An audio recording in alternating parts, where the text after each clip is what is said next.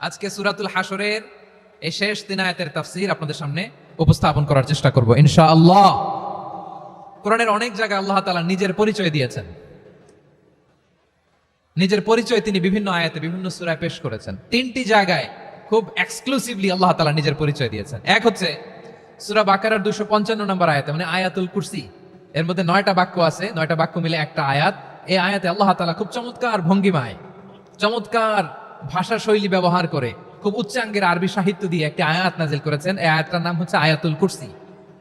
বিষ্ণুনবী বলেন, মান কারা আয়াতুল কুরসি দুবুরা কুল্লি সালাতিন মাকতুবাতিন লাম ইয়ামনাহু মিন দুখুলিল জান্নাতি ইল্লাল মাউত। প্রত্যেক ফরজ নামাজের পরে যে আয়াতুল কুরসি পড়বে তার জান্নাতে যাওয়ার ক্ষেত্রে আর কোনো বাধা থাকে না, একটা জিনিস ছাড়া, সেটা হচ্ছে মৃত্যু, মরণ। লোকটা মরে না তাই জান্নাতে যায় না, মরলেই জান্নাতি। এই আয়াতুল কুরসির এই আয়াতে আল্লাহ তাআলা খুব স্পষ্ট ভাবে নিজের পরিচয় তুলে ধরেছেন। আবার সূরাতুল ইখলাসের ভেতরে আল্লাহ তাআলা খুব চমৎকার ভঙ্গিমায় তিনি নিজের পরিচয় তুলে ধরেছেন। অনুরূপ ভাবে সূরা হাশরের শেষ 3 আয়াতেও আল্লাহ তাআলা খুব চমৎকার ভাবে নিজের পরিচয় তুলে ধরেছেন। আওয়াজ করে পড়ুন সুবহানাল্লাহ। আমরা সূরা হাশরের শেষ 3 আয়াতের তাফসীর আজকে আমরা শুনব। আসুন আমরা আমাদের রবকে চিনে নেই। আজকের আলোচনার টপিক হচ্ছে আসুন আমাদের রবকে চিনি। আসুন আমাদের, সবাই বলুন, আসুন আমাদের রবকে চিনি। আজকের আমার ঢাকা বিভাগের প্রোগ্রাম থেকে, এই নবাবগঞ্জ বারুয়াখালীর প্রোগ্রাম থেকে আমরা আমাদের রবকে চিনে যাব ইনশাআল্লাহ। বলেন সবাই।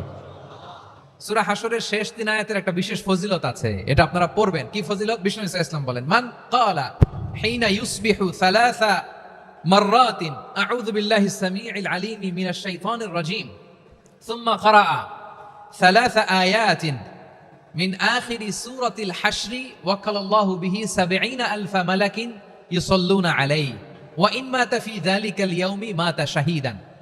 বিশ্বনবী মুহাম্মদুর রাসূলুল্লাহ সাল্লাল্লাহু আলাইহি ওয়াসাল্লাম ইরশাদ করেন, যে ব্যক্তি সকালবেলা 3 বার তেলাওয়াত করবে আউযু বিল্লাহিস সামিউল আলীম মিনাশ শাইতানির রাজীম, এরপরে সূরা হাশরের শেষ 3টি আয়াত তেলাওয়াত করবে, রব্বুল আলামিন ওই ব্যক্তির জন্য ৭০,০০০ ফেরেশতা নিয়োগ দিবেন যারা সারা দিন ওই লোকের জন্য মাগফিরাতের দোয়া করবে।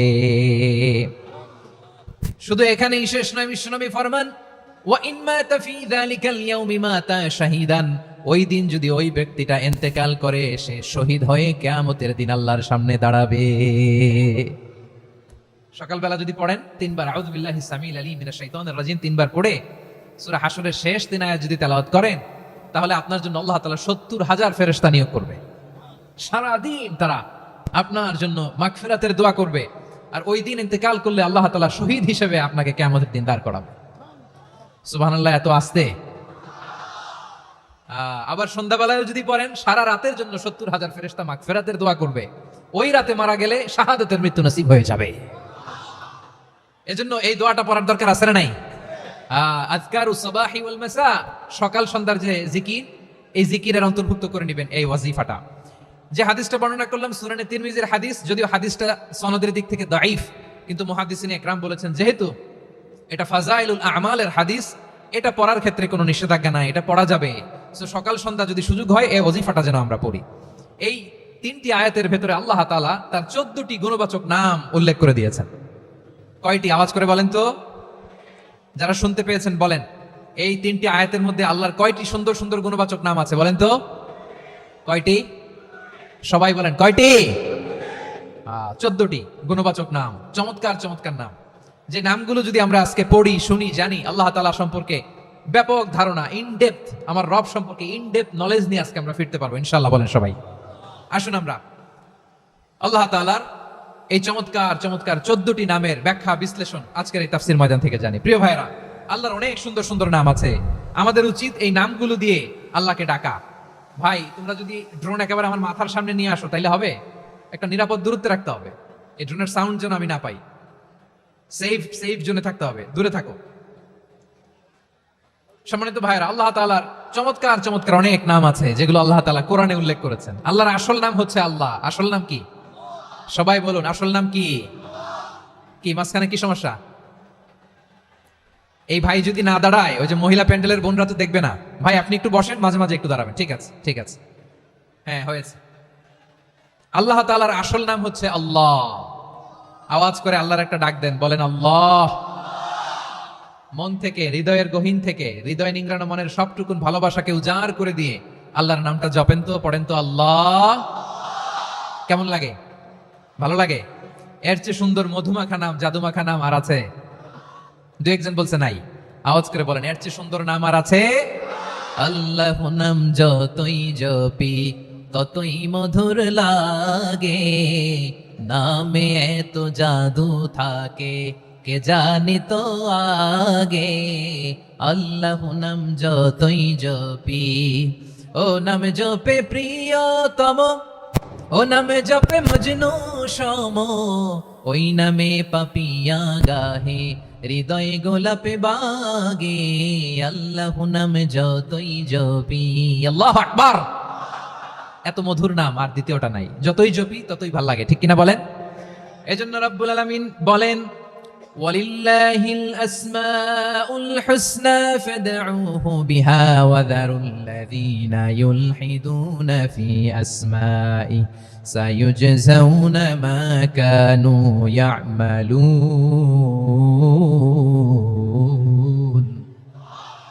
আল্লাহ বললেন, আমার অনেক সুন্দর সুন্দর নাম আছে, অনেকগুলো গুণবাচক সুন্দরতম নাম আছে, তোমরা এই নামগুলো ধরে আমি আল্লাহরে ডাকো। আর যারা আমি আল্লাহর নামের বিকৃতি ঘটায় তাদেরকে তোমরা বর্জন করো, আর তারা দুনিয়াতে যা করেছে আখিরাতের ফল তারা ঠিকই পাবে।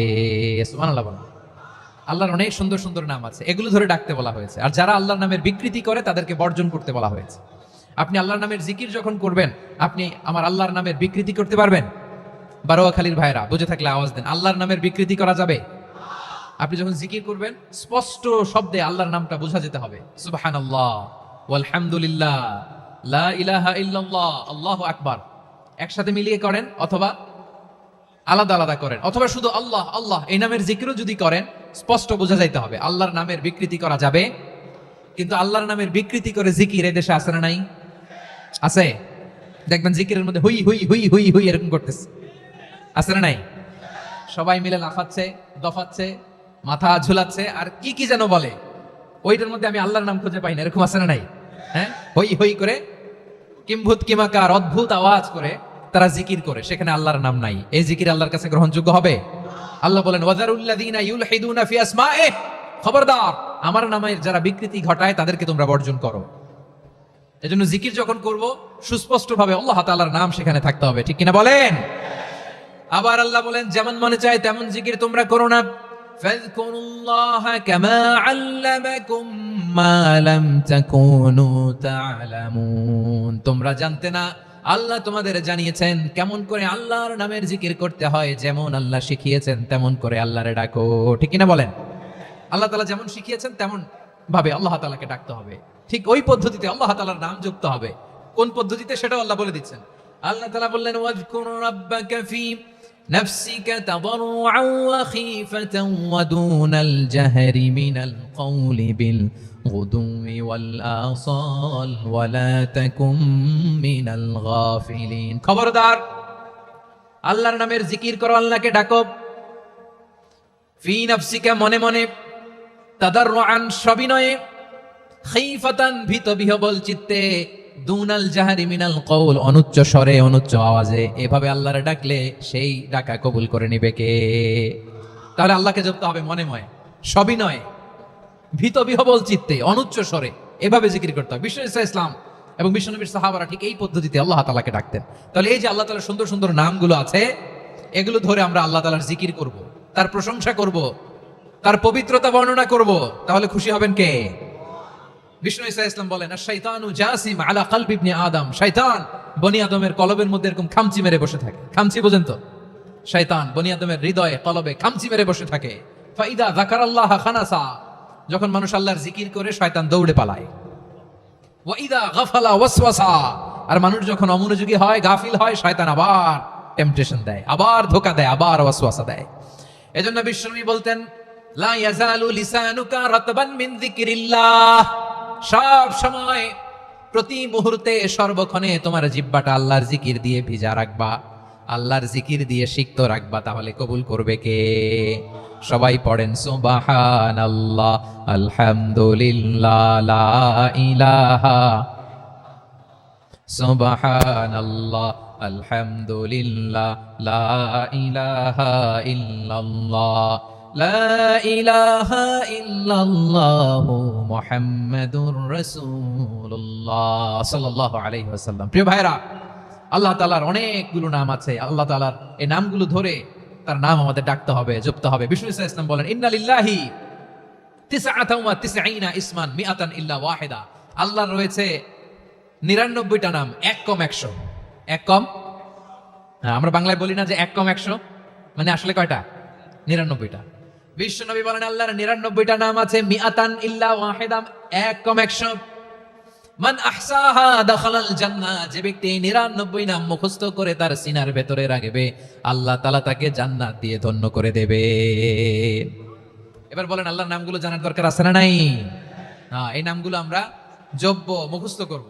এই নামগুলো আগে আয়ত্ত করতে হবে। এই নামের যে অর্থ সেটা অনুধাবন করতে হবে। এই নামের যে দাবি সেটা মানতে হবে। সিবগাতাল্লাহ ওয়া মান আহসানু মিনাল্লাহি সিবগা ওয়া নাহনু লাহু আবিদুন। আল্লাহর রঙে রঙিন হইতে হবে।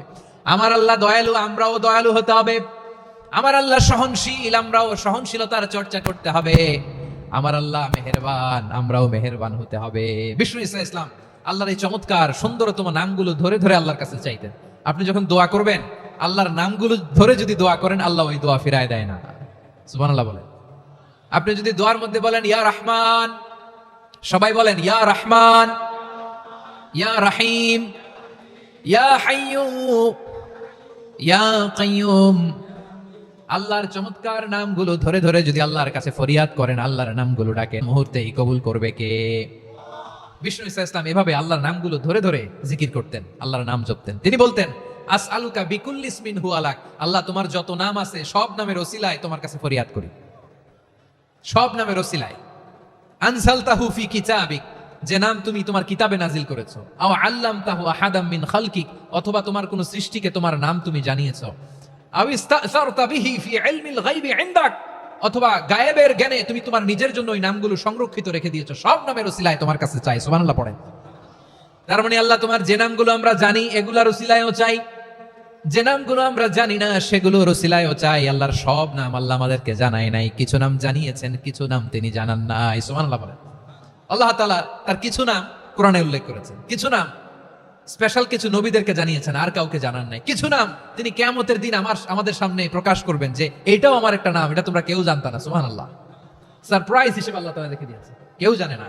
কিয়ামতের দিন আল্লাহ তাআলা সেই নামগুলো জানাবেন। আর কিছু নাম আছে সেই নামগুলো আল্লাহ কোরআনেও বলে নাই, কোন নবীরাও জানায় নাই, কিয়ামতের দিনও সারপ্রাইজ হিসেবেও জানাবে না। ওই নামগুলো স্বয়ং খোদ আল্লাহ ছাড়া কেউ জানে না।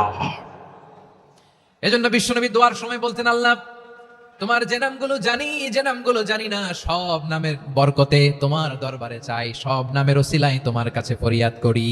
সুবহানাল্লাহ বলেন। তাহলে সূরা হাশরের মধ্যে আমরা আল্লাহর মোট কয়টা নাম পাবো দেখি, মনে আছে কিনা? হ্যাঁ, কয়টা? আওয়াজ করে বলেন, কয়টা? মাশাআল্লাহ। এই 14টা শোনার আগ্রহ আছে? এই দু একজন যে ওঠা বসা করতেছেন, এই ডাস্টে তো ডাস্ট অ্যালার্জি হয়ে যাবে, ধুলাবালিতে আসার সময় তো অনেক ধুলা খাওয়াইছেন আমার এই জায়গায়। একটু শান্ত হয়ে বসেন, আমরা শান্ত হয়ে বসি, অল্প কিছু সময় কিছু কথা আলোকপাত করবো, তারপর আমরা বিদায় নিব। উঠবো না, কেউ দাঁড়াবো না, উঠবো না। সেই গতকাল থেকে, গত রাত থেকে আমি দেখেছি তো আপনাদের কাণ্ড কারখানা, ভিডিওতে দেখেছি, কাঁথা বালিশ নিয়ে গত রাতে চলে আসছে। তো অনেক কষ্ট করে অনেক সময় অপেক্ষা করেছেন, আর অল্প কিছু কয়েক মিনিট আপনারা বসেন, আমরা একসাথে বিদায় নিব ইনশাআল্লাহ। তাহলে প্রিয় বারুয়াখালীবাসী, বলেন তো সূরা হাশরের শেষ 3 আয়াতে আল্লাহর কয়টা নামের দেখা মিলবে? সবাই একসাথে আওয়াজ করে, কয়টা? আসুন আমরা শুরু করে দিই। আল্লাহ তাআলা বলছেন, হুয়াল্লাহুল্লাযী লা ইলাহা ইল্লা হুয়া আলিমুল গায়বি ওয়াশ শাহাদাতি হুয়ার রহমানুর রহিম। আল্লাহ বলেন হুয়াল্লাহ, তিনি হলেন আল্লাহ। আল্লাযী লা ইলাহা ইল্লা হু, তিনি ছাড়া কোনো ইলাহ নাই। আছে নাকি? বারুয়াখালীবাসী আওয়াজ করে বলেন তো দেখি, আমাদের ইলাহ কয়জন? আরো জোরে বলেন। একজন হইলে ভালো না বেশি হইলে ভালো? ওয়া ইলাহুকুম ইলাহুন ওয়াহিদুন লা ইলাহা ইল্লা হুয়ার রহমানুর রহিম। আল্লাহ বলেন তোমাদের ইলাহ হলো একজন, তিনি ছাড়া কোনো ইলাহ নেই, তিনি দয়াময়, তিনি মেহেরবান। ইলা যদি একজন না হয়ে দুইজন হতো, ঝামেলা আছে না নাই? লাউ কানা ফীহিমা আলিহাতুন ইল্লাল্লাহু লাফাসাদাতা, আকাশ এবং জমিনের মধ্যে ইলা একজন না হয়ে যদি মাত্র দুইজন হতো, আকাশ জমিন ভেঙে খান খান হয়ে যেত। ঠিক কিনা বলেন? দুইজন ইলা হইলে খান খান হয়ে যেত। আমাদের রব একজন হইলে ভালো না বেশি হইলে ভালো? কথা বুঝতেছেন?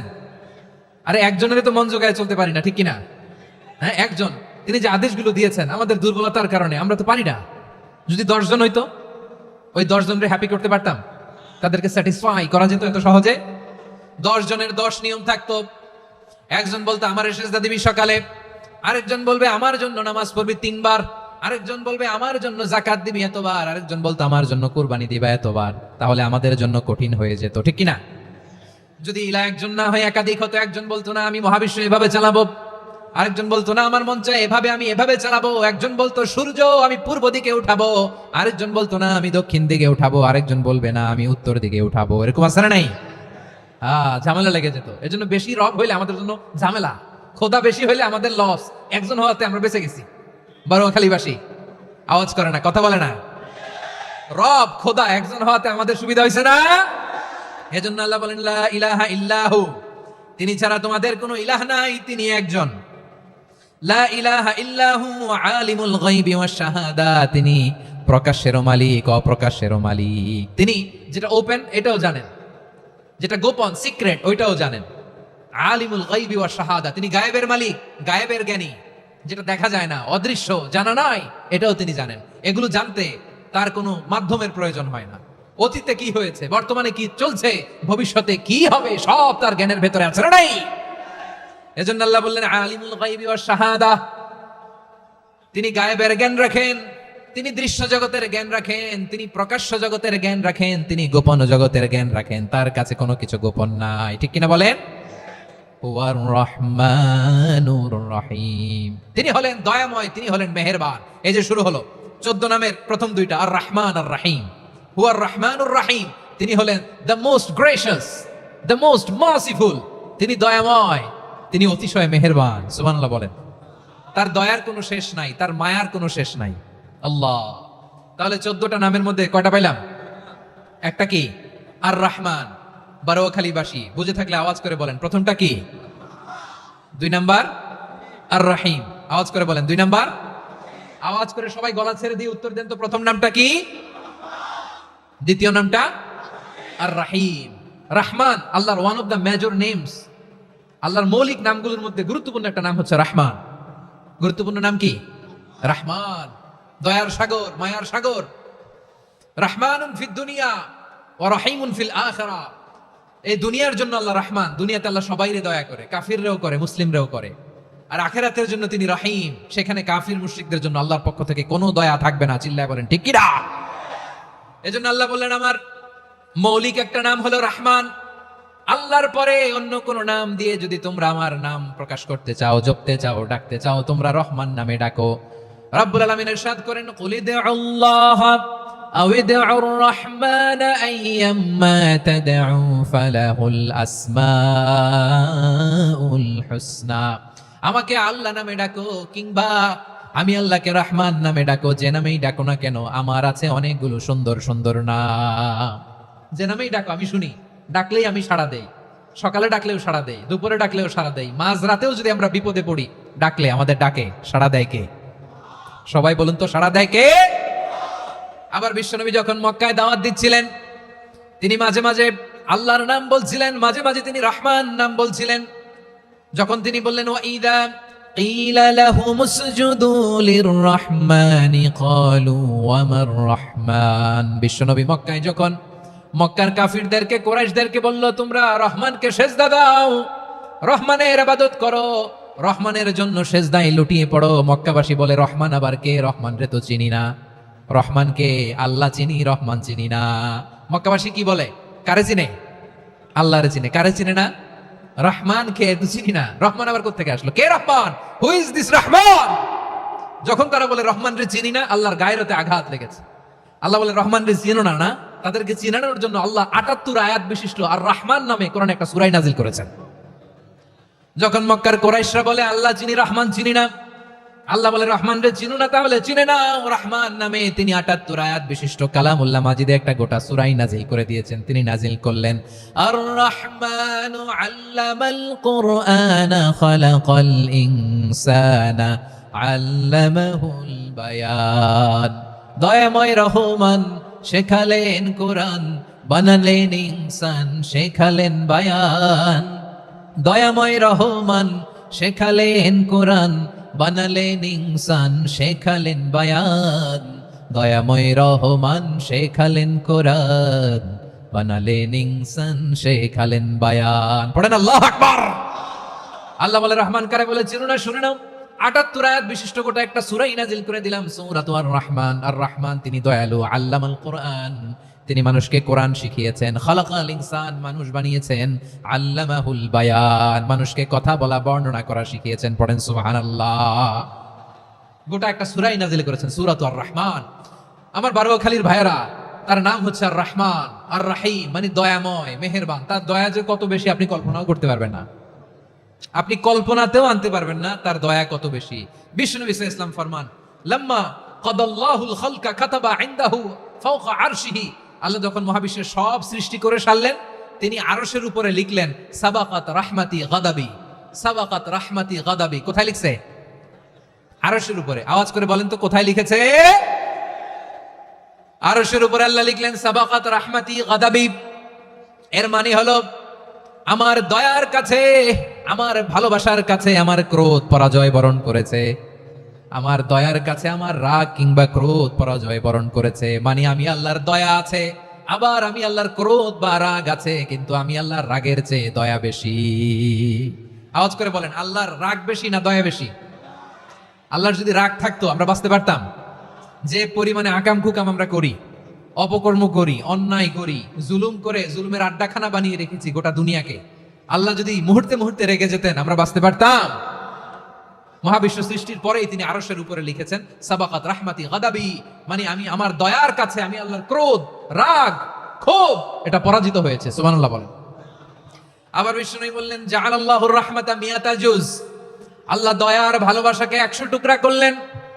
99 টুকরা দয়া মায়া ভালোবাসা আল্লাহ নিজের কাছে রেখে দিলেন, আর 1 টুকরা দয়া মায়া ভালোবাসা আল্লাহ গোটা বিশ্বের সবার মাঝে ঢেলে দিলেন। দয়া মায়া ভালোবাসা 100 টুকরা করে আল্লাহ নিজের কাছে রাখছেন কয় টুকরা?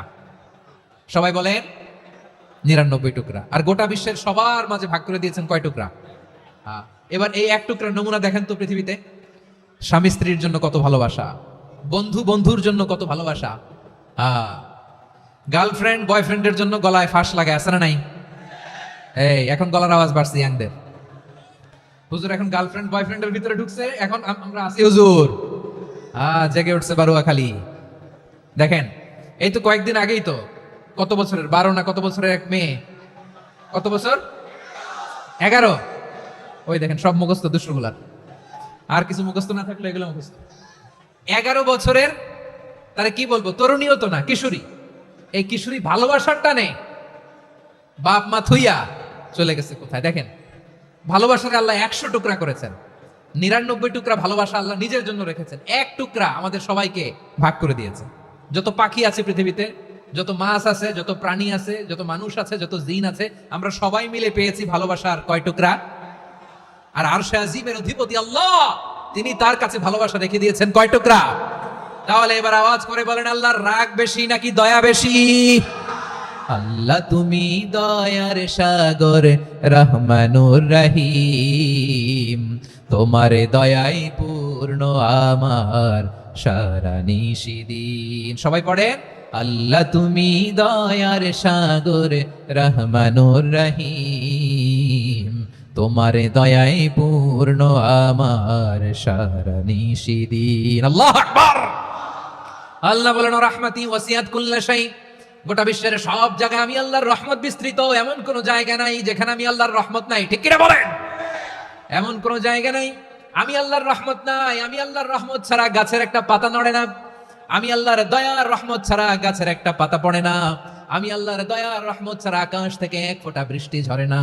তিনি হলেন রহমান, তিনি হলেন রাহিম। ঠিক কিনা বলে? আল্লাহরে চিনতেছেন? আলোচনার বিষয় কি? আসুন আমাদের রবকে চিনি। তিনি হলেন আর রহমান, তিনি হলেন আর রাহিম। তার দয়ার কোনো শেষ নাই, তার মায়ার কোনো শেষ নাই। বনি ইসরাইলের এক লোক 500 বছর আল্লাহর ইবাদত করেছে। কয় বছর? কোথায় জানেন? সাগরের মাঝখানে এক পাহাড়, ওই পাহাড়ের উপরে বসে 500 বছর টানা আল্লাহর ইবাদত। দিনে আর রাতে একবার করে নিচে নামতেন। সেখানে আল্লাহ তাআলা পাথরের ভেতর থেকে তার জন্য মিঠা পানির ব্যবস্থা করে দিয়েছেন, আর একটা ডালিম গাছের ব্যবস্থা করে দিয়েছেন। সকালে নামলে একটা টসটসে ডালিম, রাতে নামলে টসটসে ডালিম।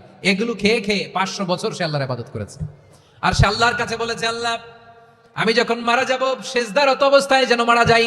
ঠিকই আল্লাহ সেজদারত অবস্থায় সাইয়েদনা আজরাইলকে পাঠিয়ে দিলেন। সেজদারত অবস্থায় লোকটা মারা গেল। 500 বছর ইবাদতের পরে আল্লাহর দরবারে কিয়ামতের কঠিন ময়দানে যখন লোকটা হাজির হয়ে যাবে, আল্লাহ বলবেন আদখিলু আবদি আল জান্নাতা বিরহমাতি, আমার বান্দাকে আমার দয়া, আমার ভালোবাসা দিয়ে জান্নাতে ঢুকায়া দাও। 500 বছর ইবাদত করছে তো আমার দয়ায় আমার বান্দারে জান্নাত দাও। এই বান্দা বলে বালবি আমালি, আল্লাহ তোমার দয়া লাগবে কেন? আমি আমার আমল দিয়ে জান্নাতে যেতে চাই। কি দিয়ে? কথা বুঝে নাই বোধহয়। আল্লাহর এই বান্দা কি দিয়ে জান্নাতে ঢুকতে চায়? আমল দিয়ে। আল্লাহ বলছে আমার দয়ায় আমার বান্দারা জান্নাতে নিয়ে যাও। ফেরেশতারা এ বলে আল্লাহ তোমার দয়া লাগবে কেন? সেজদা তো কম দেই নাই, জিকির করতে করতে 500 বছর শেষ করে দিলাম, আবার তোমার দয়া লাগবে?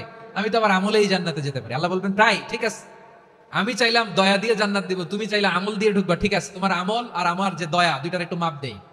তোমার 500 বছরের ইবাদত এক পাল্লায় রাখো। আর আল্লাহ বললেন আমি যে দয়া করে এই দুনিয়ার নাজ নেয়ামত বিউটি সৌন্দর্য দেখার জন্য তোমার দুটা চোখ দিয়েছিলাম, দুটা নয় একটা চোখ আরেক পাল্লায় রাখো। রাখা হবে, দেখা যাবে ওই 500 বছরের ইবাদত হালকা হয়েছে আর মুহূর্তের মধ্যে আল্লাহর দেয়া একটা চোখের নেয়ামত ভারী হয়ে গিয়েছে। আল্লাহ বলবেন তোমার কথা মতো মাপ দেয়া হলো, এবার ফলাফল দেখো, হিসাব বলে তুমি এখন জাহান্নামে যাবা, go to the hell fire, যাও এবার জাহান্নামে যাও। মাপ জোখে যখন আসছো আমার সাথে হিসাব ক্যালকুলেশন, যাও তুমি এবার জাহান্নামে যাবা।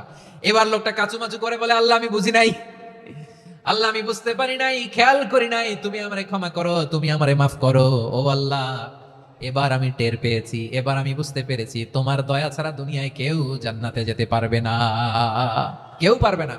আল্লাহ বললেন ওরে গোলাম তুই তো কিছুই ছিলি না, অস্তিত্বহীনতা থেকে তোরে অস্তিত্বে আনলো কে? ওই ছোট্ট শুক্রাণু থেকে মায়ের পেটে 9 মাস তোরে খাবার দিয়েছে কে? আবার সুস্থতার সাথে দুনিয়ার বুকে তোরে ডেলিভারির ব্যবস্থা করে দিল কে? আবার তোর মায়ের বুকের ভেতরে 2টা খাবারের লাইনের ব্যবস্থা করে দিল কে? আবার তোকে শৈশব পেরিয়ে কৈশোর, কৈশোর পেরিয়ে তারুণ্য, তারপরে যৌবন, এগুলো দান করলো কে? তার চেয়ে বড় কথা পাহাড়ের মাঝখানে সাগরের মাঝখানে 500 বছর ইবাদত করার শক্তি তোর গায়ে দিয়েছে কে? এই সাগরের মধ্যে লোনা পানি লবণের পানি মুখে দেয়া যায় না, সেখান থেকে আমি পাহাড়ের ভেতর থেকে মিঠা পানির ব্যবস্থা করে দিলাম। ওই জায়গায় তোরে রিজিকের বন্দোবস্ত করলো কে? সকাল বিকাল 2 বেলা টসটসে ডালিম খাওয়ার ব্যবস্থা করে দিল কে? তোর আবদার ছিল আল্লাহ আপনি আমার সেজদারত অবস্থায় রুহু কবজ করবেন, তোর শেষ আবদারটাও পূরণ করেছে কে? ও গোলাম আমার রহমতের তুলনায়, আমার নেয়ামতের তুলনায় তোর 500 বছরের ইবাদতের কোনো ওজনই হবে না। গোটা বিশ্বের কেউ কোনোদিন আমার জান্নাতে ঢুকতে পারবে না আমি আল্লাহর দয়া ছাড়া। হুয়ার রহমানুর রহিম, তিনি দয়াময়, তিনি মেহেরবান। জিবরাইল আলাইহিস সালাম বিশ্বনবীর এই লম্বা হাদিসটা যখন শোনালেন, আমি যা যা বলছি এটা বিশাল এক হাদিসের অনুবাদ। বললেন ইয়া মুহাম্মদ এই দুনিয়ার সবটাই চলে আল্লাহর রহমত দিয়ে। হাদিসের শেষ কথা, সব চলে আল্লাহর কি দিয়ে? তখন বিশ্বনবী সাহাবাদের বললেন ও সাহাবারা শোনো, আল্লাহর জান্নাতে কেউ কোনোদিন প্রবেশ করতে পারবে না তার রহমত ছাড়া। সাহাবারা বললেন ইয়া রাসূলুল্লাহ আপনিও না, আপনিও কি আল্লাহর রহমত ছাড়া প্রবেশ করতে পারবেন না? বিশ্বনবী বললেন না আমিও না, আমি বিশ্বনবীও আল্লাহর জান্নাতে আল্লাহর রহমত ছাড়া ঢুকতে পারবে না। তবে কিয়ামতের দিন আল্লাহর রহমত আমার চারদিকে বেষ্টনী দিয়ে থাকবে। আল্লাহ নিজের পরিচয় দিয়ে বললেন আলিমুল গায়বি ওয়াশ শাহাদাতি হুয়ার রহমানুর রহিম, আমি হলাম রহমান, আমি রহিম। আল্লাহরে চিনছেন? ওবারও খালির ভাইয়ের আপনার রবকে চিনতে পারতেছেন? তিনি দয়ার সাগর, তিনি মায়ার সাগর। তার দয়ার সাগর যে কত বড় আপনার কল্পনাতেও নাই। এজন্য আপনার পাপ যত বড় হোক, অন্যায় যত বড় হোক, অপরাধ যত বড় হোক, আপনার জুলুম যত বড় হোক, আল্লাহর রহমান নামের দরিয়া তার চাইতেও বড়।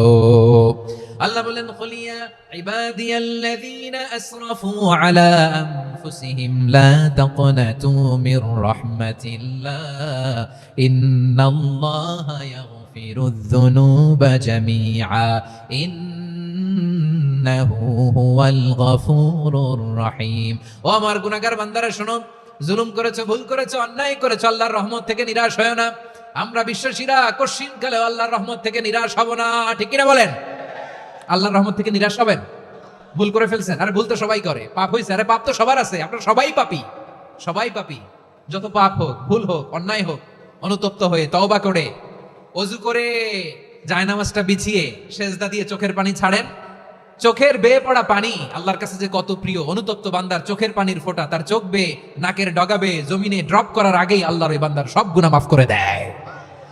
আল্লাহ বললেন আমি রহমানুর রহিম, আমি দয়াময়, আমি মেহেরবান। এরপর আল্লাহ বলেন হুয়াল্লাহুল্লাযী লা ইলাহা ইল্লা হুয়াল মালিকুল কুদ্দুসুস সালামুল মুমিন। হুয়াল্লাহুল্লাযী, তিনি এমন আল্লাহ, লা ইলাহা ইল্লাহু, তিনি ছাড়া কোনো ইলাহ নাই, আল মালিক, তিনি হলেন আল মালিক। দুইটা শেষ, আর রহমান আর রাহিম শেষ। এবার আল্লাহ 3 নম্বর গুণবাচক নামের পরিচয় দিচ্ছেন। আল্লাহ বলছেন আমি হচ্ছি আল মালিক। আমি কি? মানে সম্রাট।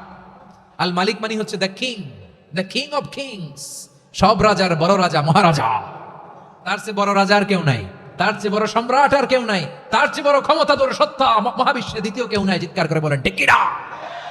তিনি আল মালিক। আল মালিক মানে ক্ষমতাধর, ক্ষমতার মালিক, রাজা ধীরাজ বাদশাহ। তার ক্ষমতা আর আমাদের ক্ষমতা একরকম নাকি? হ্যাঁ, আমাদের দুনিয়াতে ক্ষমতা অস্থায়ী ক্ষমতা, ঠিক কিনা বলেন? আইজ আছে কাল নাই, এরকম না ক্ষমতা? আল্লাহর ক্ষমতাও তো এরকম না, আইজ আছে কাল নাই এরকম। দুনিয়াতে দেখবেন কোন দেশের প্রেসিডেন্টের 4 বছরের ক্ষমতার মেয়াদ, কোন দেশের 5 বছরের। আল্লাহর কয় বছরের? 10 বছরের নাকি 20 বছর, 100 বছর। আল্লাহর ক্ষমতার মেয়াদ কতদিন বলেন? বুঝে থাকলে বলেন তো। চিরকাল তার ক্ষমতার মেয়াদ। চিল্লায় বলেন ঠিক কিনা? নিরঙ্কুশ ক্ষমতা, একচ্ছত্র ক্ষমতা বলতে যা বুঝায়, এই ক্ষমতা একমাত্র আল্লাহরই আছে। আমাদের ক্ষমতার জন্য আমরা ডিপেন্ড করতে হয়, ওর ডিপেন্ড লাগে, ওই জনমত নেওয়া লাগে, ওই জনগণের কাছে যাওয়া লাগে, ভোট চাওয়া লাগে, এরা ভোট দিলে এরপরে আমরা আসবো, ঠিক কিনা? আবার জনগণ না চাইলে আমরা নাই। আল্লাহর ক্ষমতা কি এরকম? হ্যাঁ, আবার দেখবেন দুনিয়াতে ক্ষমতায় যাওয়ার জন্য জোট করা লাগে। জোটের রাজনীতি আছে না নাই? জোট হয়, শরিক হয়, এই হয় সেই হয়, নানা ভাবে দুনিয়াতে ক্ষমতায় আসতে হয়। আল্লাহ বলে আমার ক্ষমতার জন্য কারো উপর বিন্দু পরিমাণ আমার ডিপেন্ড করা লাগে না। সৃষ্টির শুরু থেকে আমি ক্ষমতার চেয়ারে বসা, মহাবিশ্বের শেষ পর্যন্ত, সীমাহীন ভবিষ্যৎ পর্যন্ত আমি ক্ষমতার চেয়ারে থাকবো। আমি হলাম আল মালিক। আমার ক্ষমতার কোনো কমতি নাই, কোনো ঘাটতি নাই। কেউ আমার ক্ষমতা থেকে নামাতে পারবে না। পারা যাবে? এই যে আমরা ফ্যাসিস্ট সরকারের যে আপনারা নামাই দিছেন গণ অভ্যুত্থান করে, মনে আছে? 5ই আগস্টের কথা ভুলে গেছেন এত তাড়াতাড়ি? মনে আছে? আছে। তা আমরা সবাই মিলে যদি একটা গণ অভ্যুত্থান করি, তাইলেই তো আল্লাহর ক্ষমতা চেয়ার থেকে নামায় ফেলানো যায়। হ্যাঁ, যাবে না? পারবো না আমরা? কি বলে, পারা যাবে না? আচ্ছা, আমরা না হয় পারলাম না, জিন জাতি যদি আমাদের সাথে জয়েন করে, ম্যানকাইন্ডের সাথে জিনকাইন্ড, ইফ দে জয়েন আস, সবাই মিলে একটা গণ অভ্যুত্থান, রেভলিউশন, ডেমনস্ট্রেশন, প্রোটেস্ট, সবাই মিলে যদি একটা অভ্যুত্থান করি, তাইলেই তো আল্লাহর ক্ষমতা শেষ। আওয়াজ করে বলেন, তাইলেই কি আল্লাহর ক্ষমতা শেষ হবে? এই যে বারুয়াখালীর ভাইরা, এদিকে কি হচ্ছে আমি তো দেখতে পাচ্ছি, এরকম হলো কেন? তোমরা খালি বোতল ছুড়লা কেন 2-1 জনের উপরে? হ্যাঁ, আমার দিকে তাকাও। প্রিয় ভাইরা, শান্ত হন, আমার দিকে তাকান, আর অল্প কয়েক মিনিট আমার দিকে তাকান। কেউ কিছু ছুঁড়ে মারবেন না কারো দিকে, মেহরবানি করে আমার দিকে তাকান। তাহলে আমরা সবাই মিলে একটা গণ অভ্যুত্থান যদি করি, আল্লাহর ক্ষমতা থেকে নামানো যাবে?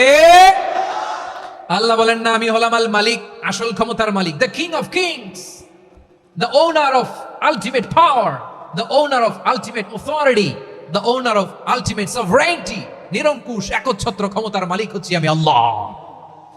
আল্লাহ তাআলা সূরা মুলকের শুরুতে বলছেন তাবারাকাল্লাযী বিয়াদিহিল মুলকু ওয়া হুয়া আলা কুল্লি শাইইন কাদির। মহিমান্বিত সত্তা, যার হাতে ক্ষমতা, তিনি যা চান তাই করতে পারেন। আওয়াজ করে বলেন তো তিনি কে?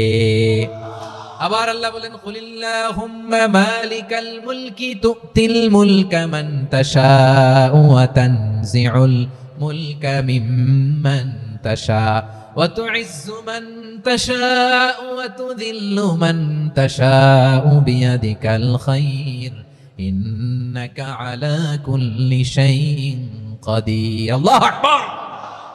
এ নবী আপনি বলুন আল্লাহুম্মা মালিকাল মুলক, আল্লাহ আপনি ক্ষমতার মালিক। তুতিল মুলকা মান তাশা, যাকে চান তারে ক্ষমতার চেয়ারে বসান। ওয়া তানজিউল মুলকা মিম্মান তাশা, যাকে চান তাকে ক্ষমতার চেয়ার থেকে ছুঁড়ে ফেলে দেন। তিনি কে? ক্ষমতার চেয়ারে বসায় কে? আবার মনে চাইলে আস্থা করে ছুঁড়ে নিক্ষেপ করেন, তিনি কে? আবার আল্লাহ বললেন ওয়ালাম ইয়াকুল্লাহু শারীকুন ফিল মুলকি, আমার ক্ষমতায় কোনো শরীক নাই, কোনো জোট নাই, কোনো পার্টনার নাই, কোনো অংশীদার নাই। আবার আমি চলে গেলে আমার ক্ষমতার দাবিদারও কেউ নাই। আল্লাহু আকবার। এই দুনিয়াতে রাজা মারা গেলে পরে রাজা কে হয়? রাজার ছেলে রাজা, ঠিক কিনা বলেন? আল্লাহ চলে গেলে আরেকজন বসবে নাকি এরকম না। তার ক্ষমতার সাথে দুনিয়ার ক্ষমতার কোনো মিলই নাই। এজন্য তিনি তার নাম দিয়েছেন আল মালিক। আল মালিক, the owner of power, the owner of ultimate power and sovereignty, the king of kings, সব রাজার বড় রাজা, মহারাজা আল মালিক, তিনি হচ্ছেন আল্লাহ। চিৎকার করে বলেন ঠিক কিনা? তিনি আসল ক্ষমতার অধিকারী। দুনিয়াতে যে আমরা ক্ষমতা নিয়ে কামড়াকামড়ি করি, মারামারি করি, কিয়ামতের দিন আল্লাহ জিজ্ঞেস করবেন, কই তোদের ক্ষমতা আজকে বল। কিয়ামতের সময় সব মানুষগুলো যখন ইন্তেকাল করবে, সব জিনেরা যখন ইন্তেকাল করবে, সব ফেরেশতারা যখন ইন্তেকাল করবে, বাকি থাকবে মালাকুল মাউত। মালাকুল মাউত এসে বলবে, আল্লাহ আপনার কথা মতো সবাই শেষ, মানুষগুলো নাই, জিনগুলো নাই, আমার সতীর্থ ফেরেশতাগুলো নাই, মহাবিশ্বে আর কেউ নাই। আল্লাহ বলে, এখন কে আছে? মালাকুল মাউত বলবে, আল্লাহ তুমি আছো আর আমি। তুমি তো আল হাইয়্যু আল কাইয়্যুম, অবিনশ্বর, শাশ্বত, চিরঞ্জীব, কোনোদিন মরবা না, তুমি আছো আর তোমার গোলাম আমি আছি আজরাইল। মহাবিশ্বে কয়জন আছে মাত্র? জোরে বলেন। এক হচ্ছেন আর হচ্ছে মালাকুল মাউত। আল্লাহ তুমি আছো আমি আছি। আল্লাহ বলবে, ঠিক আছে এবার তোমার মরণের পালা, মুত ইয়া মালাকাল মাউত, হে মৃত্যুর ফেরেশতা তুমি মরো। মালাকুল মাউত আল্লাহর আদেশ বাস্তবায়ন করতে যে বিকট একটা চিৎকার দিয়ে মৃত্যুবরণ করবে। ওই চিৎকার দুনিয়ার মানুষেরা, চিৎকারের আওয়াজ যদি দুনিয়ার মানুষেরা শুনতে পেত, দুনিয়ার মানুষের প্রত্যেকের কানের পর্দা ফেটে মুহূর্তের মধ্যে সব লাশ হয়ে জমিনে পড়ে রইত। ভয়ঙ্কর চিৎকার দিয়ে মালাকুল মাউত বিদায় নিবে, কেউ নাই। এবার বলেন তো, মহাবিশ্বে মহাশূন্য, কেউ নাই, উপরে নিচে সামনে পেছনে ডানে বায়ে কোন সত্তা, কোন জীবিত সত্তার আছে? একজন ছাড়া, তিনি কে? কুল্লু মান আলাইহা ফানি ওয়া ইয়াবকা ওয়াজহু রাব্বিকা যুল জালালি ওয়াল ইকরাম। পড়েন, ফাবিআইয়ি আলাই রাব্বিকুমা তুকাযযিবান। কেউ থাকবে না একজন ছাড়া, একজন ছাড়া। এই ড্রোন দেখে হাত নাড়ালে হবে? আমার দিকে তাকাইতে হবে, কথা শুনতে হবে। মহাবিশ্বে কেউ নাই, একজন সত্তা ছাড়া। আওয়াজ করে বলেন, তিনি কে? এবার আল্লাহ ডেকে বলবেন, লিমানিল মুলকুল ইয়াউম, লিমানিল মুলকুল ইয়াউম। ক্ষমতা কার? Who belongs the kingdom today, who belongs the power authority today, who belongs the sovereignty today. আজকে ক্ষমতা কার? দুনিয়াতে ক্ষমতা নিয়ে এত কামড়াকামড়ি, দুনিয়াতে জান নিয়ে এত মারামারি, এত অত্যাচার, এত রক্তপাত, এত ব্লাডশেড, আজকে বলো তো ক্ষমতা কার? কার ক্ষমতা? মহাশূন্যে কোনো আওয়াজ নাই, শুধু আমার রবই বলবেন, লিমানিল মুলকুল ইয়াউম। আজকে ক্ষমতা কার? কোনো আওয়াজ নাই, উত্তর দেওয়ার মতো জীবিত কোনো সত্তা নাই, ফলে কেউ উত্তর দিতে পারবে না। আল্লাহ নিজেই প্রশ্নের উত্তর দিয়ে বলবেন, লিল্লাহিল ওয়াহিদিল কাহ্হার। একচ্ছত্র অধিপতি, ক্ষমতার মালিক আল্লাহ ছাড়া কারোর জন্য কোনো ক্ষমতা নাই। চিল্লায় বলেন ঠিক কিনা? তাহলে আর রহমান আর রাহিমের পরে আমরা জানলাম আমার আল্লাহর আরেকটা সুন্দর গুণবাচক নাম হচ্ছে আল মালিক। কি নাম? আল মালিক, মানে দ্য কিং, রাজাধিরাজ, সব রাজার বড় রাজা, মহারাজা। এরপরে 4 নম্বরে আল্লাহ বললেন আল কুদ্দুস, তিনি হলেন আল কুদ্দুস। আল কুদ্দুস মানে হচ্ছে অতি পবিত্র, মহাপবিত্র, the most holy, the absolutely pure, যার কোনো খুঁত নাই। আল্লাহর কোনো খুঁত আছে? তিনি মহাপবিত্র। আল্লাহর পবিত্রতা যখন আমরা বর্ণনা করি আল্লাহ খুশি হয়ে যান, কারণ তার সত্তার একটা বৈশিষ্ট্য হচ্ছে তিনি আল কুদ্দুস। বারোয়াখালীবাসী আল্লাহর নামটা একটু জপেন না, বলেন আল কুদ্দুস, সবাই আওয়াজ করে আল কুদ্দুস। অতি পবিত্র, তার মধ্যে কোনো অপবিত্রতার ছিটে ফোঁটা নাই, মহাপবিত্র, the most pure, the most holy, অতি পবিত্র। ফেরেশতারা বলেছিল, আল্লাহ আপনি মানুষ কেন বানাবেন? নাহনু নুসাব্বিহু বিহামদিকা ওয়া নুকদ্দিসু লাক। এই যে নুকদ্দিসু কুদ্দুস পাইছেন? তারা বলেছিল, আল্লাহ মানুষ কেন বানাবেন? মারামারি করবে, আমরাই তো ভালো, আমরাই আপনার মহিমা বর্ণনা করি, আমরাই আপনার পবিত্রতা বর্ণনা করি। নুকদ্দিসু লাক, তার মানে আল কুদ্দুস। আবার আমার নবী, বিশ্ব নবী যখন সিজদায় লুটিয়ে পড়তেন, আম্মা জানা এসে বলেন, আমরা তো সিজদার মধ্যে সুবহান রাব্বিয়াল আলা বলেই শেষ, কিন্তু বিশ্বনবী তাহাজ্জুদের নামাজে, নফল নামাজে, সুন্নত নামাজে 3 বার সুবহান রাব্বিয়াল আলা তাসবিহ পড়ার পরে তিনি পড়তেন সুবহুন কুদ্দুসুন রাব্বুল মালাইকাতি ওয়ার রূহ। সুবহ কুদ্দুস রাব্বুল মালাইকাতি ওয়ার রূহ। সিজদায় লুটিয়ে পড়ে বিশ্বনবী এই দোয়াটা পড়তেন নফল নামাজে, সুন্নাত নামাজে কিংবা তাহাজ্জুদের নামাজে। সুবহান রাব্বিয়াল আলার পরে কি পড়তেন? সুবহুন, আওয়াজ করে বলেন সুবহুন কুদ্দুসুন রাব্বুল মালাইকাতি ওয়ার রূহ। মানে আল্লাহ আপনি প্রশংসিত, আল্লাহ আপনি অতি পবিত্র, আপনি সব ফেরেশতা কুলের রব, ফেরেশতাদের সরদার জিব্রাইলের রব। সুবহানাল্লাহ। আজকে থেকে পড়বেন সিজদায়? হ্যাঁ, বারোয়াখালীবাসী পড়বেন নাকি? হুজুর নামাজে তো পড়ি না। হ্যাঁ, এরকম নফল নামাজে, তাহাজ্জুদের নামাজে, সুন্নত নামাজে সিজদার যে তাসবিহ সুবহানা রাব্বিয়াল আ'লা 3 বার পড়ার পরে আমার ভাইরা, মহিলা প্যান্ডেলে আমার যে মায়েরা বোনেরা আছে, আজকে তো রেকর্ড হয়ে যাবে, কালকেই ভিডিও পেয়ে যাবেন। 3 বার সুবহানা রাব্বিয়াল আ'লা পড়ার পরে পড়বেন সুবহুন কুদ্দুসুন রব্বুল মালাইকাতি ওয়ার রূহ। পড়বেন তো ইনশাআল্লাহ। আবার বিশ্বনবী বলেন ইন্নাল্লাহা তাইয়্যিব লা ইয়াকবালু ইল্লা তাইয়্যিবা। আল্লাহ পবিত্র, পবিত্রতা ছাড়া তিনি কিছু গ্রহণ করেন না, অপবিত্র কোনো কিছু আল্লাহ গ্রহণ করে না। অনেকে আছে ঘুষ খায়, সুদ খায়, অন্যায় অপরাধ চাঁদাবাজি যা আছে সব করে, হারাম টাকা, হারাম উপার্জন। এই হারাম উপার্জন দিয়ে আবার মসজিদ বানায়, আছে না নাই? ইনকাম সবটাই হারাম, ওইটা দিয়ে আবার এতিমখানা বানায়, আছে না নাই? আছে। ওইটা আল্লাহ কবুল করবে না, কারণ আল্লাহ নিজে পবিত্র। পবিত্র না হলে কিছুই অ্যাকসেপ্ট করেন না। সুবহানাল্লাহ পড়েন। তাহলে বুঝলাম তিনি আল কুদ্দুস মানে অতি পবিত্র। এরপরে আল্লাহ বলেন আমি হচ্ছি আসসালাম। আওয়াজ করে বলেন আসসালাম। আসসালাম মানে হচ্ছে শান্তির আধার। সালাম মানে কি? শান্তির আধার, যার কাছ থেকে শান্তি আসে। দ্য সোর্স অফ পিস, তিনি শান্তির আধার। এজন্য আমরা একে অপরের সাথে দেখা হলে কি বলি? সালাম। কি বলি? সালাম সালাম হাজার সালাম সকল শহীদ স্মরণে, আমার হৃদয় রেখে যেতে চাই তাদের স্মৃতির চরণে। সবাই বলেন সালাম সালাম হাজার সালাম সকল শহীদ স্মরণে, আমার হৃদয় রেখে যেতে চাই তাদের স্মৃতির চরণে। পড়েন আমিন। আমরা সকল ভাষা শহীদ, সকল মুক্তিযোদ্ধা, তাদের জন্য দোয়া করি।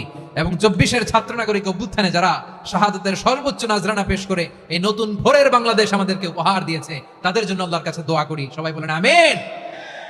আমার প্রিয় বারোয়াখালীবাসী, আপনার কি ক্লান্ত হয়ে গেছেন? কষ্ট হচ্ছে? তাহলে 2-4 জন দাঁড়াচ্ছেন কেন?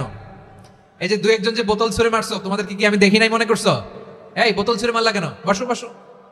হ্যাঁ, মেহেরবানি করে বসবেন, মেহেরবানি করে বসবেন। সবাই আওয়াজ করে তাকবীর পড়ুন, লিল্লাহে তাকবীর। এই আপনাদের গলার আওয়াজ। এতগুলো মানুষ তাকবীর পড়লে এতটুকু আওয়াজ হয় আমি বিশ্বাস করি না। আওয়াজ করে পড়েন সবাই, লিল্লাহে তাকবীর, লিল্লাহে তাকবীর, লিল্লাহে তাকবীর। আল্লাহর একটা নাম হচ্ছে আসসালাম, মানে হচ্ছে শান্তির আধার, দ্য সোর্স অফ পিস। শান্তি দেওয়ার মালিক কে? এজন্য শান্তি চাইবো কার কাছে? আল্লাহ তুমি আমার দেশটাকে শান্তিময় করো, বলেন আমিন। আল্লাহ তুমি আমাদের পরিবারের শান্তি নসিব করো, বলেন আমিন। আল্লাহ আমাদের জীবনটাকে তুমি শান্তিময় করো, পড়েন আমিন। এজন্য বিশ্বনবী সালাম ফিরানোর পরে 3 বার পড়তেন আস্তাগফিরুল্লাহ, আস্তাগফিরুল্লাহ, আস্তাগফিরুল্লাহ। এরপরে বিশ্বনবী পড়তেন আল্লাহুম্মা আনতাস সালাম ওয়া মিনকাস সালাম তাবারাকতা রাব্বানা ইয়া যাল জালালি ওয়াল ইকরাম। ও আল্লাহ আপনি শান্তির আধার, আপনার কাছ থেকে শান্তি আসে, আপনি বরকতময়। এই দোয়াটা পড়েন আপনারা সালাম ফিরানোর পরে, পড়েন না?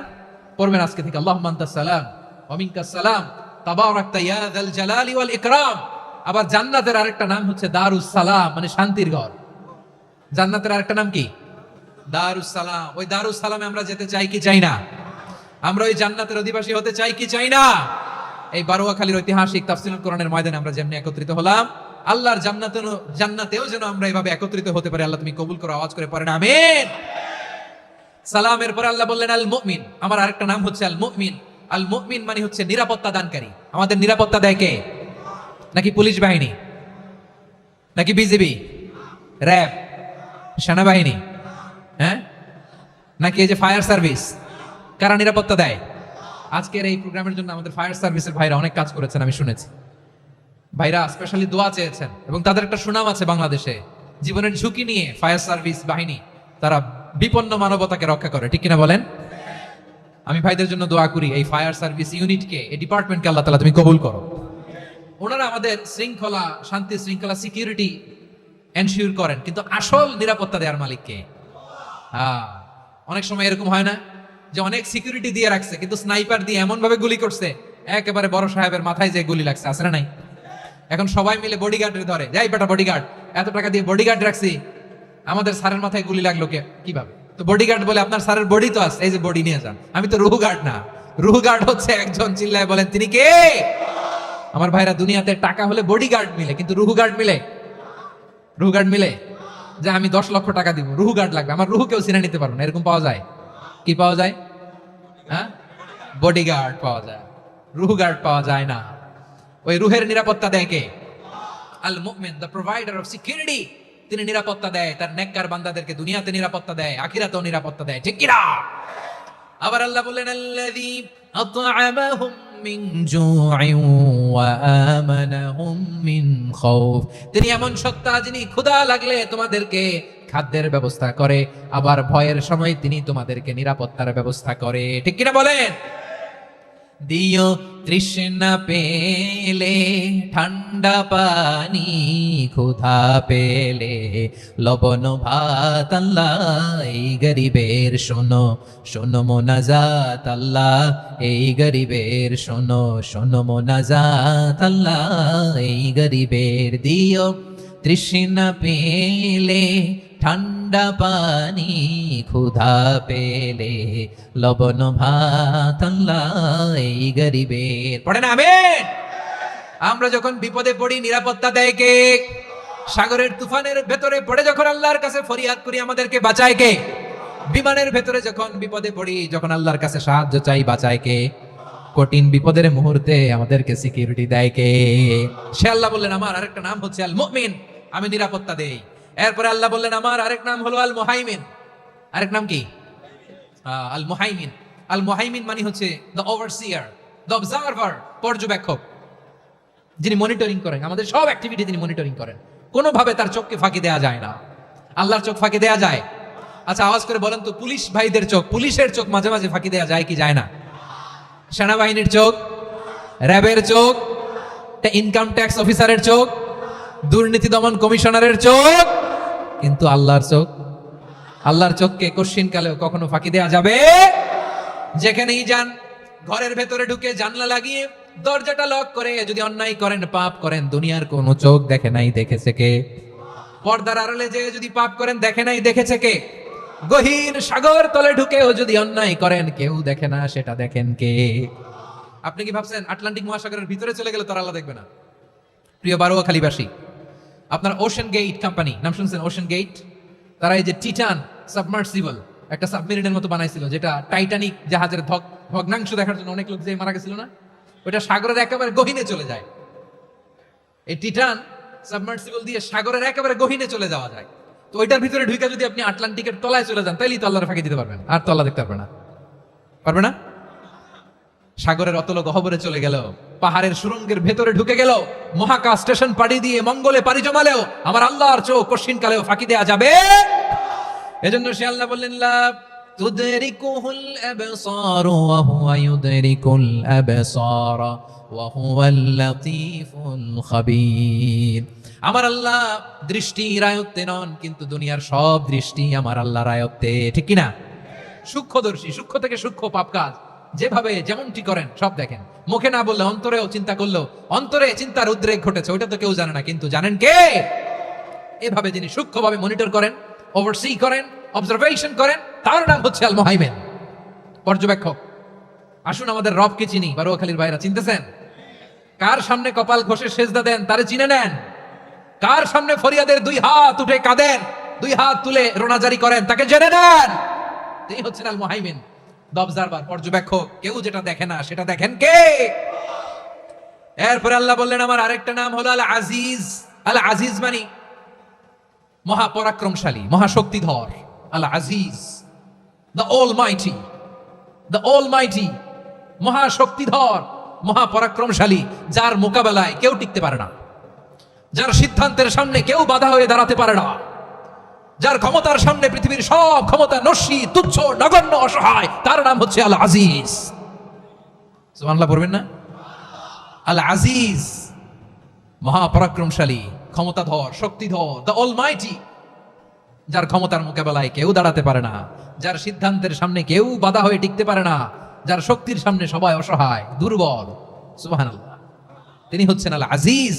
আল্লাহ বলেন আল্লাযী খালাকাল মাউতা ওয়াল হায়াতা লিয়াবলুয়াকুম আইয়ুকুম আহসানু আমালা। ওয়া হুয়াল আজিজুল গফুর। তিনি এমন সত্তা যিনি জীবন তৈরি করেছেন, মরণ তৈরি করেছেন, যাতে করে পরীক্ষা নিতে পারেন তোমরা কে কর্মে সেরা। তিনি হলেন আল আজিজ আল গফুর। তিনি ক্ষমাশীল, আবার তিনি শক্তিধর। তার শক্তির সামনে কেউ টিকতে পারে? আমরা পৃথিবীর সব দেশের মিলিটারি ব্যাটালিয়ন নিয়ে যদি আল্লাহর সামনে দাঁড়াই, তাহলে তো আর আল্লাহ পারবে না নাকি? হ্যাঁ, পৃথিবীর সবচাইতে শক্তিশালী সেনাবাহিনী কোন দেশের জানেন? হ্যাঁ, আমেরিকার সেনাবাহিনী, তারপরে রাশিয়ার সেনাবাহিনী, চীনের সেনাবাহিনী, সব সেনাবাহিনী, নৌবাহিনী, বিমান বাহিনী যত আছে সব নিয়ে যদি আল্লাহর সামনে দাঁড়াই, পারবে তখন আল্লাহ আমাদের সাথে? হ্যাঁ, তার সামনে কোনো ক্ষমতা টিকতে পারে না, তার সামনে কেউ বাধা হয়ে দাঁড়াতে পারে না, তার সামনে গোটা বিশ্ব মুখ থুবড়ে থাকে অসহায়। তার নাম হচ্ছে আল আজিজ। চিল্লায় পড়েন সুবহানাল্লাহ। এরপরে আল্লাহ বললেন আমি হলাম আল জব্বার। জব্বার মানে দুর্দন্ত প্রতাপশালী, দ্য ডমিনেন্ট, যিনি সবাইকে বশ বানাতে পারেন, সবাইকে অনুগত করতে পারেন, যিনি সবাইকে পূর্ণ নিয়ন্ত্রণ করতে পারেন, তার নাম হচ্ছে আল জব্বার। আল্লাহ বলেন হুয়াল কাহিরু ফাওকা ইবাদিহি ওয়া হুয়াল হাকীমুল খাবীর। কাহিরু ফাওকা ইবাদি, তিনি বান্দাদের উপর কাহের, একচ্ছত্র নিয়ন্ত্রণকারী। তিনি যেমন চান তেমন ভাবে বশ বানাতে পারেন সবাইকে। তিনি হচ্ছেন আল জব্বার। তিনি কি? বিশ্বনবী ফরমান ইয়াখুদুল জব্বারু ইয়াউমাল কিয়ামাতি সামাওয়াতিহি ওয়া আরদাহু বিয়াদিহি। রব্বুল আলামিন কিয়ামতের দিন সাত আসমান সাত জমিন হাতের মুঠোয় নিয়ে এরকম ধরবেন। সুবহানাল্লাহ পড়েন। সাত আকাশ সাত জমিন আল্লাহর হাতের মুঠোয়। আমি যেরকম হাতের মুঠা করছি এরকম নাকি? না, যেমনটি আল্লাহর শানে খাটে ঠিক তেমন। সুবহানাল্লাহ বলেন। আল্লাহর সাথে কারো তুলনা হয়? তাহলে বলেন তো আল্লাহ দেখতে কার মতো? আওয়াজ করে বলেন আল্লাহ আল্লাহর মতো। আল্লাহ কার মতো? ওয়ালাম ইয়াকুল্লাহু কুফুয়ান আহাদ, তার মতো কেউ নাই। তাহলে তিনি কার মতো? তার মতো। আওয়াজ করে বলেন বারুয়াখালী, তিনি কার মতো? তার মতো। আল্লাহ তাআলা সাত আকাশ সাত জমিনকে হাতের মুঠোয় নেবেন, মুঠোয় নিয়ে বলবেন আনাল জব্বার। আরে আমি তো জব্বার, আইনাল জব্বারুন। দুনিয়ার স্বৈরাচারী গুলো আজকে কোথায়? দুনিয়ার জালিম গুলো কোথায়? দুনিয়ার অত্যাচারী বাদশাগুলো আজকে কোথায়? আল্লাহ বলবেন আমি তো জব্বার। দুনিয়াতে যারা জব্বার বলে নিজেদের দাবি করতো, স্বৈরাচার, ডিক্টেটর, জালিম, অত্যাচারী, আজকে তোরা কোথায়? কোথায়? কোনো আওয়াজ নাই, কোনো খাওয়া নাই, ওই দিন কোনো টু শব্দ নাই। ওই দিন ক্ষমতা হবে এক সত্তার। চিল্লায় বলো তিনি কে?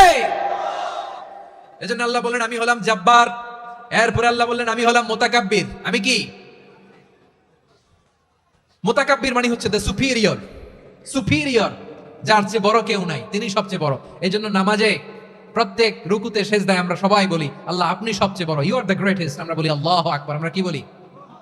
আওয়াজ করে বলেন আমরা কি বলি? কি বলে নামাজ শুরু করি বলেন তো? আওয়াজ করে সবাই পড়েন আল্লাহু আকবার।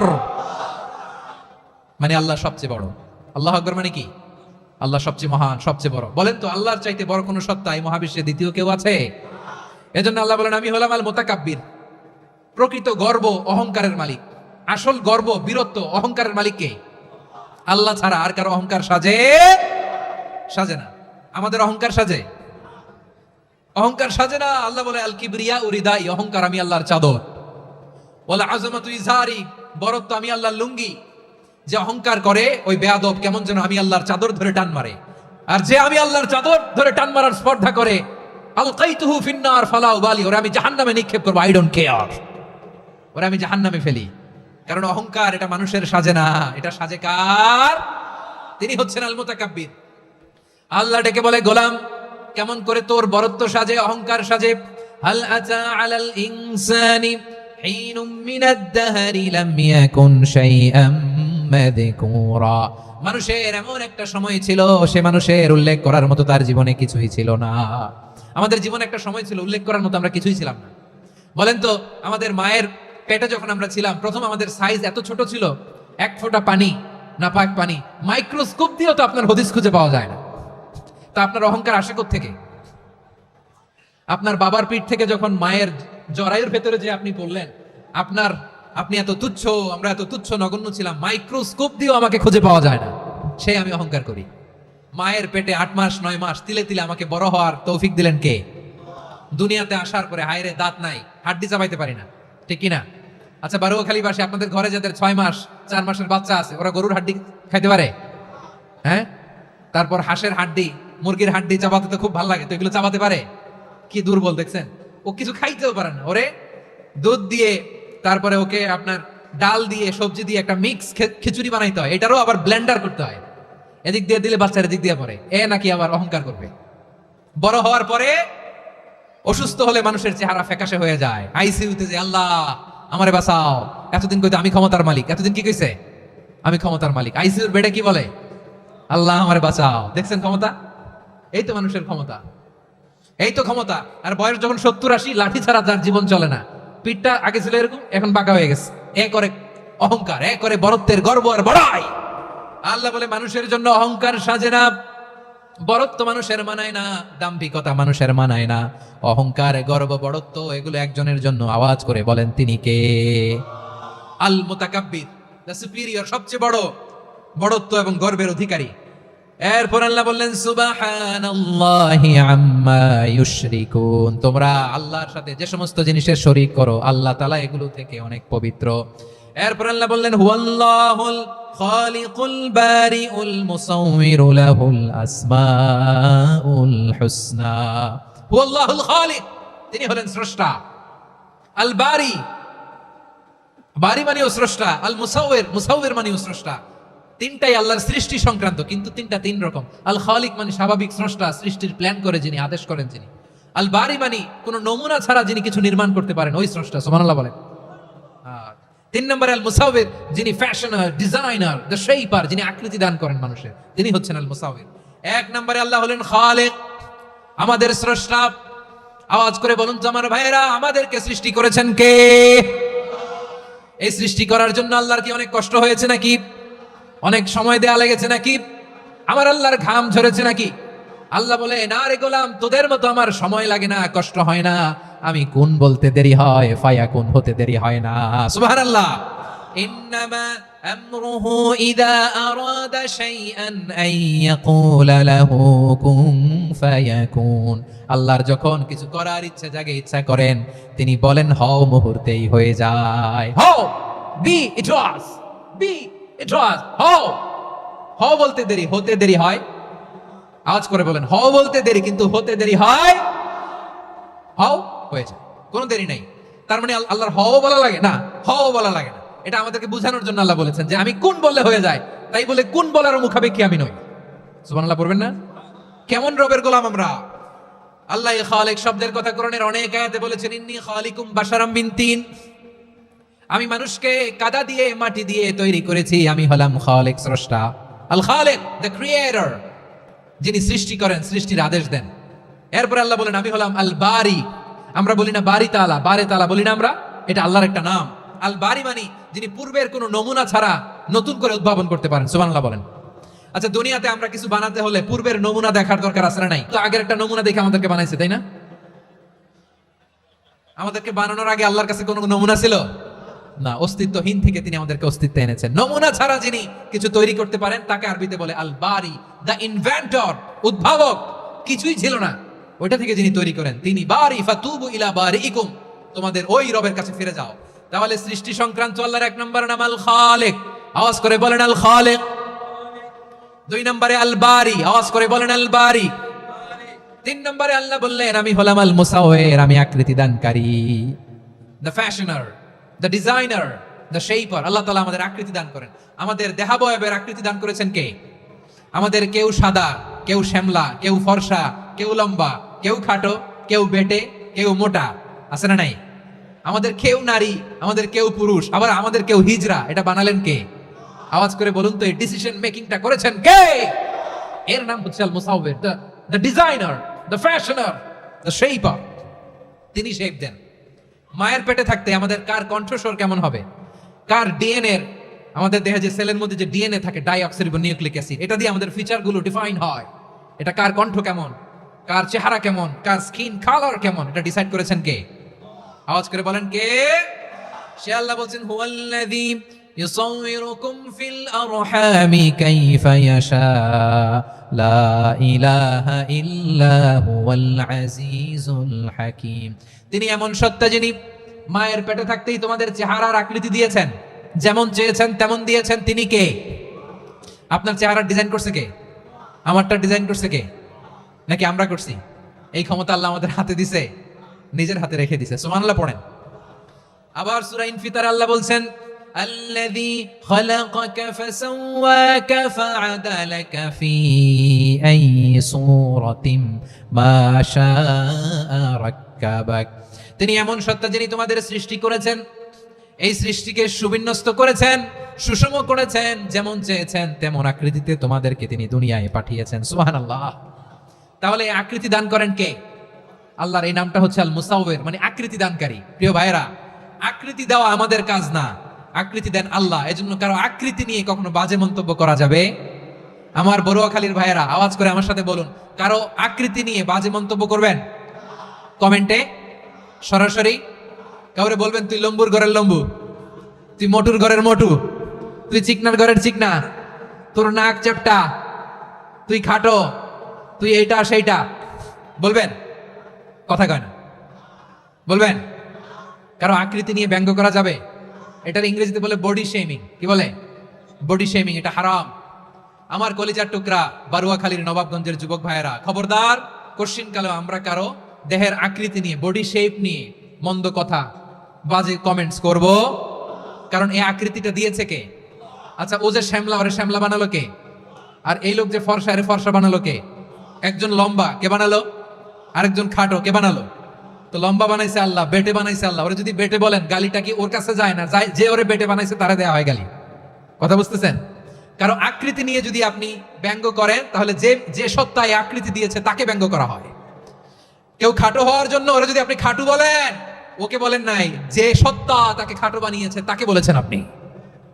তাহলে কারো আকৃতি নিয়ে ব্যঙ্গ করবেন? করবেন? কোশ্চিন কালেও যেন আমরা না করি। প্রিয় ভাইরা, আম্মাজান আয়েশা রাদিয়াল্লাহু তাআলা আনহা, আমাদের প্রিয় আম্মাজান, বিষ্ণু ইসা ইসলামের প্রিয়তমা স্ত্রী, উনি বিষ্ণু ইসা ইসলামের আরেক স্ত্রী, ওনার নাম হচ্ছে সাফিয়া, উনিও আমাদের আম্মাজান। ওনার ব্যাপারে একটা কথা বলতে যে একটা কথা বলেছিলেন, রাসূল সাল্লাল্লাহু আলাইহি ওয়াসাল্লাম এটা পছন্দ করেননি। উনি বললেন যে আপনার স্ত্রী এমন এমন, সরাসরি বলেন না, ইঙ্গিত দিয়ে। নারীদের মধ্যে মানবিক কারণে জেলাসি একটু থাকে, এটা স্বাভাবিক। এটা থেকে নবীর স্ত্রীরাও মুক্ত ছিলেন না, এটা থাকবে।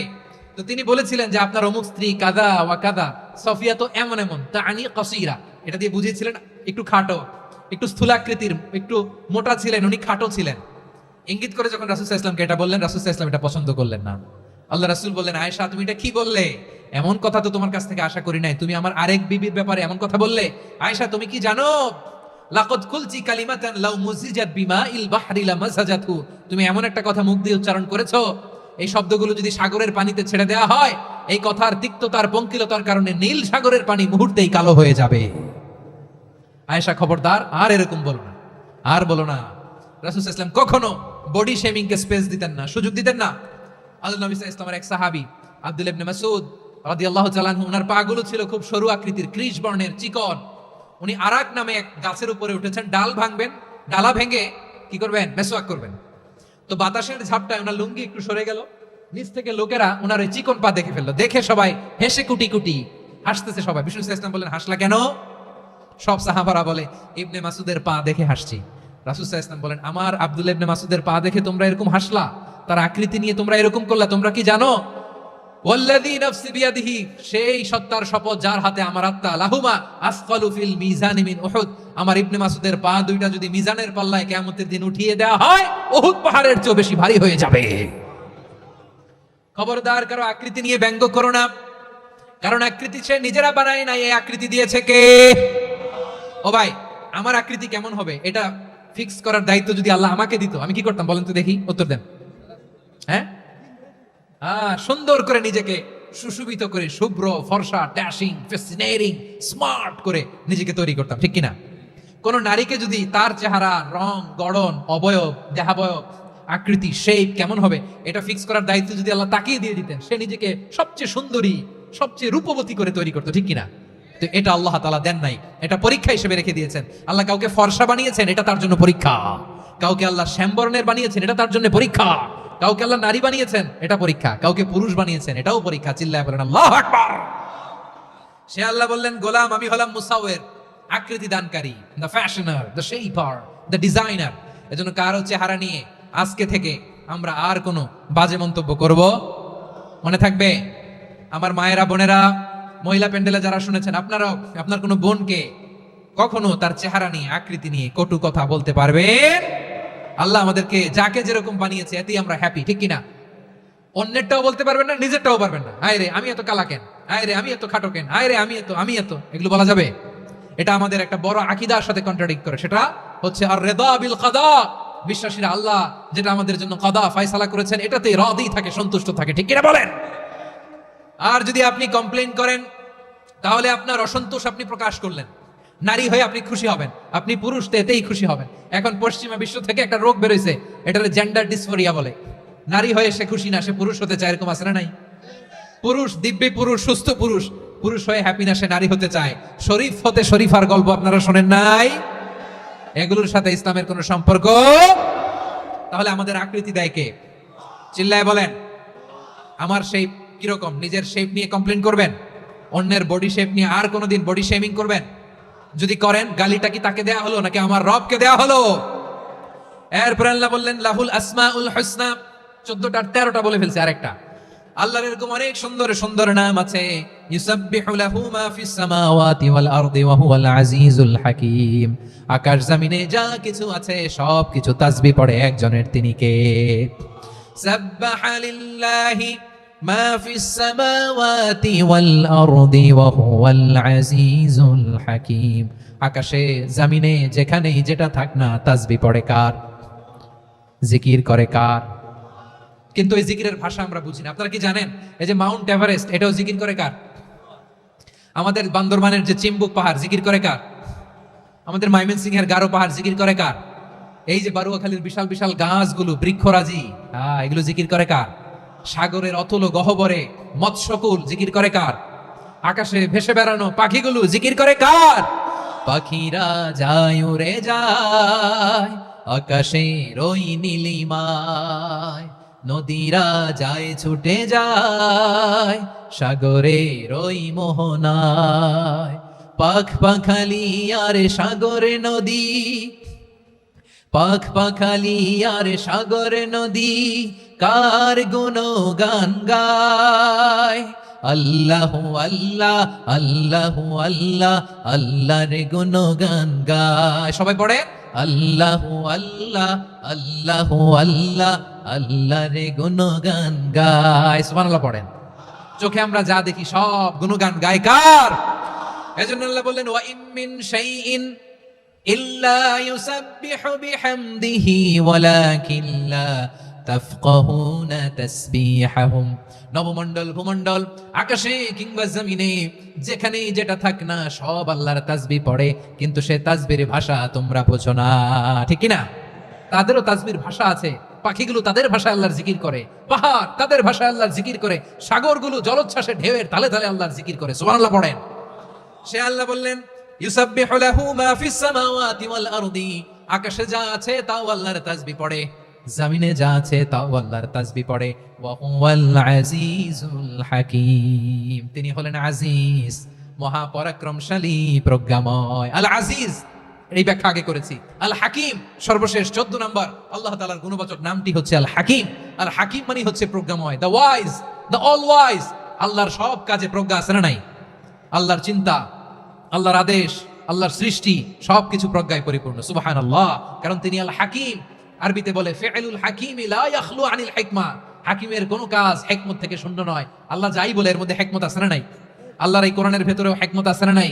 আল্লাহর কালামের প্রতিটি বাণী, প্রতিটি বাক্য, প্রতিটি শব্দের ভেতরে প্রজ্ঞা লুকিয়ে রেখেছে কে? আল্লাহর সৃষ্টির ভেতরেও প্রজ্ঞা আছে না নাই?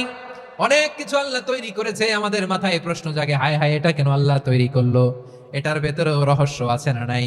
এজন্য বিশ্বাসীরা বলে রব্বানা মা খালাকতা হাযা বাতিলান সুবহানাকা ফাকিনা আযাবান নার।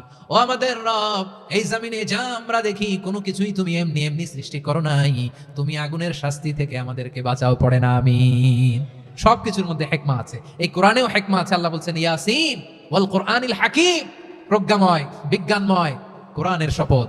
আল্লাহর সব কাজের ভেতরে হিকমা, প্রজ্ঞা আছে না নাই? সে আল্লাহ বললেন গোলাম, সূরা হাশরের শেষ 3 আয়াতের ভেতরে আমি আল্লাহর 14টি গুণবাচক নাম উল্লেখ করে দিয়েছি। যখন জপতে মন চাইবে এই নামগুলো দিয়ে জপবি, যখন ফরিয়াদ করবি আমার এই নামগুলো দিয়ে আমি আল্লাহর কাছে ফরিয়াদ করবি। ঠিক কিনা বলেন? রাজি আছেন? এই যে আর রহমান, আর রাহিম, আল কুদ্দুস, আল সালাম, আল জব্বার, আল আজিজ, আল হাকিম, এই নামগুলো ধরে ধরে আল্লাহর ডাকতে রাজি আছেন? খেয়াল করবেন প্রিয় ভাইরা, দোয়া কবুলের কিছু শর্ত আছে। এর মধ্যে একটা শর্ত হচ্ছে আল্লাহর সুন্দর সুন্দর নামগুলো ধরে ধরে আল্লাহকে ডাকা, তাহলে ওই দোয়াগুলো আল্লাহ তাআলা কবুল করে। এই নামগুলো আরো বিশেষ করে বেশি করে জানার চেষ্টা করবেন, তাহলে আল্লাহর প্রতি অগাধ আস্থা, বিশ্বাস, ভালোবাসা আমাদের বাড়বে। এই যে 14টা নাম আল্লাহর পরিচয় আমরা ইন ডেপথ জেনেছি, আল্লাহর প্রতি আপনাদের আস্থা বেড়েছে না? আল্লাহর প্রতি আমাদের ভালোবাসা আরো প্রগাঢ় হয়েছে না? আমরা যখন ডাকবো তার নামেই ডাকবো, জিকির করব তার নামেই করব, ঠিক যেমনটি আল্লাহ শিখিয়েছেন, ঠিক কিনা বলেন? এবং এই নামগুলো থেকে আমাদের যে শিক্ষা, এই শিক্ষাগুলো আমরা আমাদের জীবনে বাস্তবায়ন করব। সব শেষ কথা বলি প্রিয় ভাইরা, সব শেষ কথা বলি, এই যে আমাদের রবকে আমরা চিনলাম, একাগ্রভাবে এই রবের দিকে ঝুঁকে পড়েন, গোটা বিশ্ব আপনার দিকে ঝুঁকে পড়বে। আই রিপিট, আমি আবারও বলছি, আপনার রবের দিকে আপনি একনিষ্ঠভাবে ইখলাসের সাথে ঝুঁকে পড়ুন, তামাম দুনিয়া আপনার দিকে ঝুঁকে পড়বে, ঠিক কিনা বলেন? আল্লাহ তাআলা আমাদের সবাইকে কথাগুলো বোঝার ও আমল করার তৌফিক দান করুক। যে কথাগুলো বললাম, সর্বপ্রথম আল্লাহ তাআলা আমাকে এবং আপনাদের সবাইকে আমল করার তৌফিক দান করুক। হাযা মা ইনদি ওয়াল ইলমু ইনদাল্লাহ আলাইহি তাওয়াক্কালতু ওয়া ইলাইহি উনীব।